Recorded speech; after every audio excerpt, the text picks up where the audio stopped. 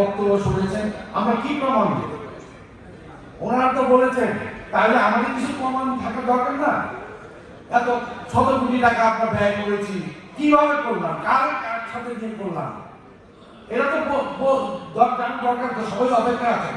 তাই আমি সংক্ষেপে কিছু জিনিস আপনাদের দেখাবো স্লাইডে, দেখলে আপনি বুঝতে পারবেন আসলে ঘটনাটা কি। বাড্ডা,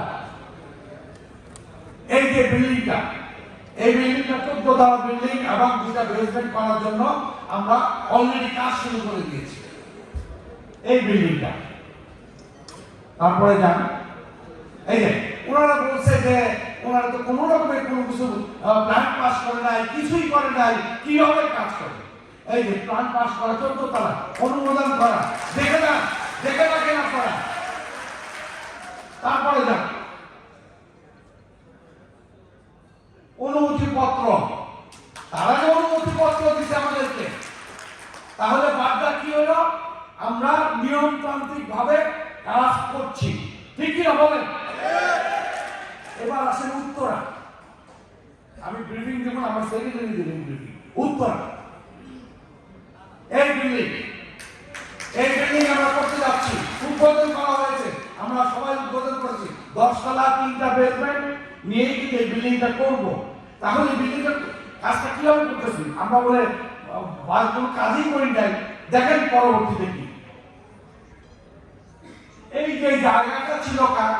সান স্টিল 6/4/2009 এই তারিখে রাজুর থেকে টেন্ডারে নেয়, রাজু থেকে নেওয়ার পর কোন জায়গাটা তার জরিপটা দেখে, পরবর্তী যান চূড়ান্ত এই যে জায়গার পরিমাণ কতটুকু, জায়গার চূড়ান্ত জরিপত্র সান স্টিলে চূড়ান্ত জরিপত্র কতটুকু জায়গা প্লট, আরো অনেক কিছু, আরো কাজ আছে। তারপরে যান,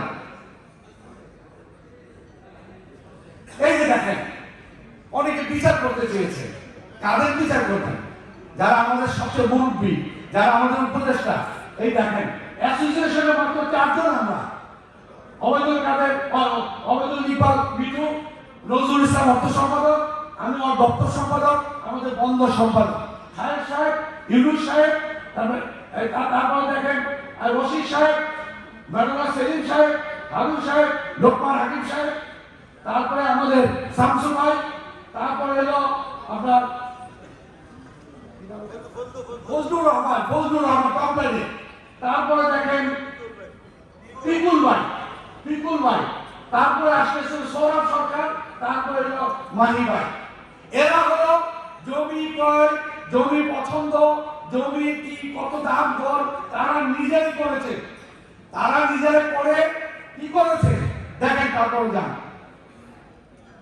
পত্রিকা বিজ্ঞপ্তি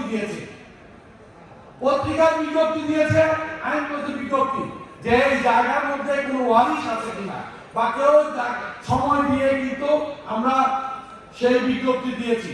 দেওয়ার পর তারপর আমরা কি বলছি দেখেন, লিগ্যাল অ্যাডভাইজারকে বলা হয়েছে আপনি দেখেন রাজুকের জায়গাটা ঠিক আছে কিনা, আমরা কিনতে পারবো কিনা।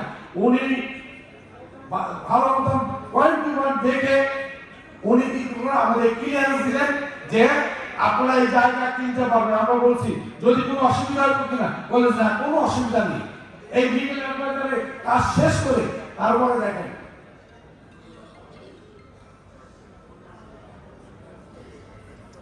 জান, এই যে আসেন রাজুকের জায়গা কিন্তু কিনতে হলে সেল পারমিশন লাগে। কিভাবে সেল পারমিশন? দুই পক্ষকে ডাকা হয়, ডাকা হওয়ার পরে এখানে ফি দিতে হয়। সান স্টেট এবং ঢাকা কাস্টম দুইজনের শুনানি হওয়ার পর এই যেটা আমাদের নামে ঢাকা কাস্টমার অ্যাসোসিয়েশন নামে উত্তরে কোন জায়গায় কত পরিমাণ, কত কোটি টাকা, 32 কোটি টাকা দেখেন আমাদের নামে জায়গা অনুমতি, রেজিস্ট্রি অনুমতি প্রদান করেন। দেখেন রাজুক কর্তৃক আমাদের বলে কোনো কাগজ নেই। পরবর্তীতে যান,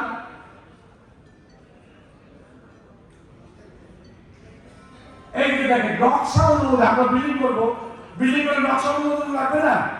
নকশা অনুমোদনের জন্য আমরা রাজুকে দেই, আমরা এই নকশা অনুমোদন করে নিই, আমরা ছাড়পত্র পাই, আমরা ছাড়পত্র দেয়, তাহলে বলে ছাড়পত্র নিলাম, তারপর আসেন আমরা এই যে দেখেন খাজনা টাজনা দিয়ে আমাদের জায়গা, আমাদের দখলে, আমরা কিন্তু ওইখানে অলরেডি আমরা কাজ করার জন্য প্রস্তুত।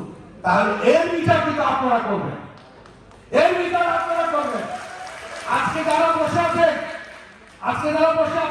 যারা বলে গেছে, তারা প্রমাণ দিতে পেরেছে কিনা জানি না, তারা মামলা বলেছে কিনা, মামলা আছে, এই কত কিছু বলেছে, আমরা কিন্তু প্রমাণ দিয়েছি। তারপরে যান, তারপরে সিভিল এভিয়েশন, কালকে আমি একটা বক্তব্য শুনেছি যে সিভিল এভিয়েশনের জায়গা আমাদের কোন এক ভাই, উনি সভাপতি ছিলেন, উনি প্রধানমন্ত্রী এদিকে গিয়ে আনলেন, আসলে কি তাই দেখেন তো স্বাক্ষরটা কার, মিজানুর রহমান সাধারণ সম্পাদক। তখন আপনাদের সিলেটের এই চিটাগাংয়ের মোশাররফ সাহেব ছিলেন স্থায়ী কমিটির সদস্য, ওনার হাতে লেখা, ওই দেখেন ওনার হাতে লেখা, ওনার হাতে উনি চিঠি লিখে দেন। তবে হ্যাঁ, আমাদের নাজিম ভাই, আমাদের মাসুদকে আমি অস্বীকার করব না, মাসুদ সহ সারা কাতরকে আমাদের সহযোগিতা নিয়ে, ফারুক খানকে সহযোগিতা নিয়ে কিন্তু আমরা জায়গাটা নিয়েছি। কিন্তু দুঃখজনক হলো পরবর্তীতে এর বিবরণ আমাদের সভাপতি বলবেন তাকে কি অবস্থা হয়েছিল। এই হচ্ছে আমাদের সিভিল এভিয়েশনের অনুমতি। পরবর্তী যান, অ্যাপ্লিকেশন করি আমরা, তারপরে যান দেখেন সাধারণ সম্পাদকের নামে কিন্তু এগ্রিমেন্ট আসে, চুক্তিনামা, আমি ছিলাম তার সাথে। এই চুক্তিনামা দেখেন আমরা 60 টাকা হারে কিন্তু আমরা ওই জায়গার ভাড়া নিয়ে এসেছিলাম। পরবর্তীতে 300 কত টাকা হয়েছে, সেই জন্য তো আমরা আর কি করতে পারি, সেটা আপনারাই বিচার করবেন। এই সিভিল এভিয়েশন গেল। আরেকটি বিষয় আমি বলতে চাই না, যে আমার সেমিনারি বলবেন, যাই হোক আপনাদের কাছে আমি আর কিছুই নেই, শুধু এইটুকু বলবো, আপনারা আজকে যারা কালকে মিটিং এর পর এখানে জানতে এসেছেন, বুঝতে এসেছেন, আমরা আসলে কি করেছি সেটা শুনতে এসেছেন, আমরা কিন্তু আপনাদেরকে দেখিয়েছি। আর যদি আরো ক্লিয়ার দেখতে চান, বেলি রোডে অফিস আছে, আমরা পুঙ্খানো সব কাগজ দেখাতে পারবো। আমাদের মধ্যে কোনো রকম লুকোচুরি নেই, মিথ্যা আশ্রয় নেই, স্লোগানের দরকার নেই, মিথ্যা আমরা আশ্রয় নেই। আমরা যেটুকু দরকার রাত দিন 24 ঘন্টা সেখানে আমরা পরিশ্রম করেছি।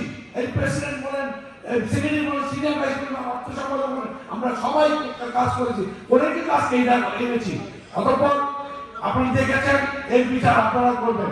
এবার আমি বক্তব্য রাখার জন্য অনুরোধ করবো আমাদের সিনিয়র সহসভাপতি শেখ মোহাম্মদ মুখলিসুর রহমান ডাবলুকে।